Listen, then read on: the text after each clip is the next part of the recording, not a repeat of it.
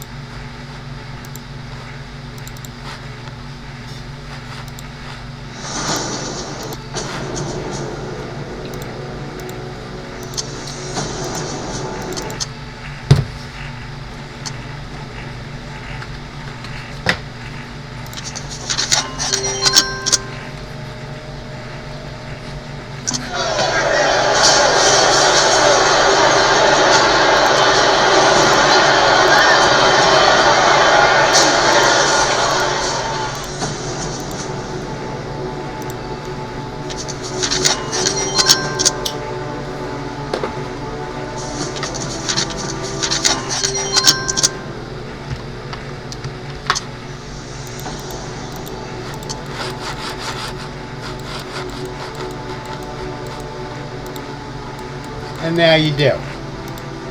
There's the port at Saldana. There's the 800 kilometers of railroad that go from Katu, and this is a major minefield.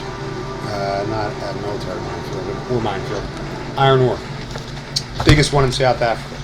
The biggest one in Africa, actually. This is the biggest exporting port, and it's also a very deep natural harbor at Saldana. Similar to the natural ports at, what's it called, up north,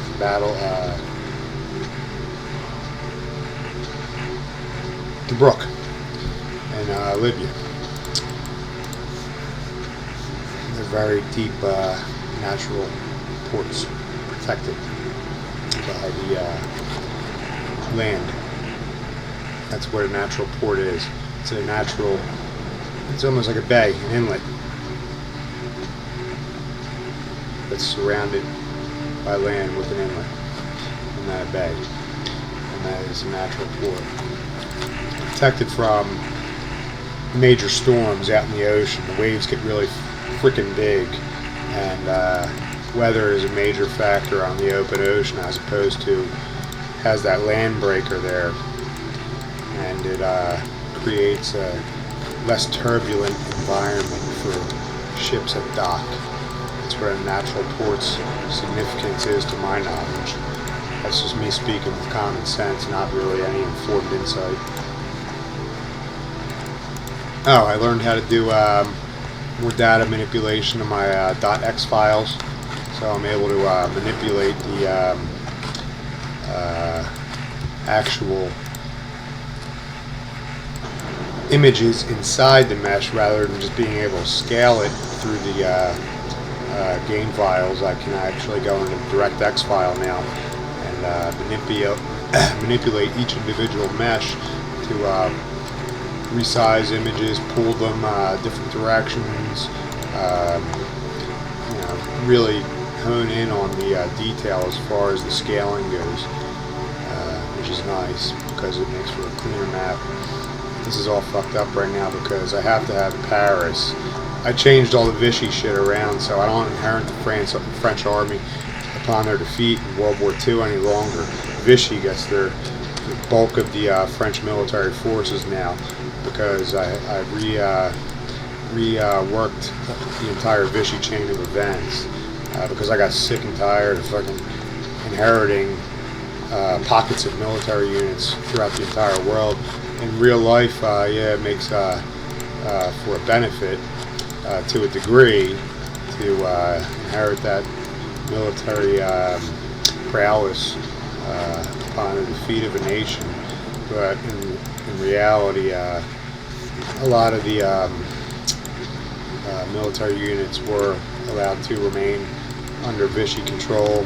A lot of them wouldn't surrender to the Germans, and they remained with the Free French Armed Forces, and other units, such as the bulk of the Navy, scuttled their own vessels so they didn't fall into German hands. In the game, it's a major pain in the ass to inherit that military all at once. It jars your economy, and it makes you, when you got to more or less establish a quick layout of infrastructure to meld the French-occupied territories to the German Reich. That's a pain in the ass in itself, let alone having to organize all these freaking little pockets of units that, to me, don't act as a benefit during gameplay whatsoever at all. They're just pain in the ass. So I reconfigure it all. I take Paris. We go into a truce. The message comes up that France is going to surrender. Vichy formulates. France surrenders to Vichy. Vichy inherits all of France, and then I will get this from Vichy, and it works great. I already tested it out. Nice, clean, and smooth, and Vichy gets the armed forces. So that makes it very nice. Pain in the ass to do, but worth doing. Otherwise,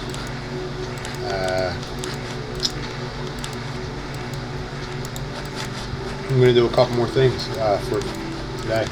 Still got some time.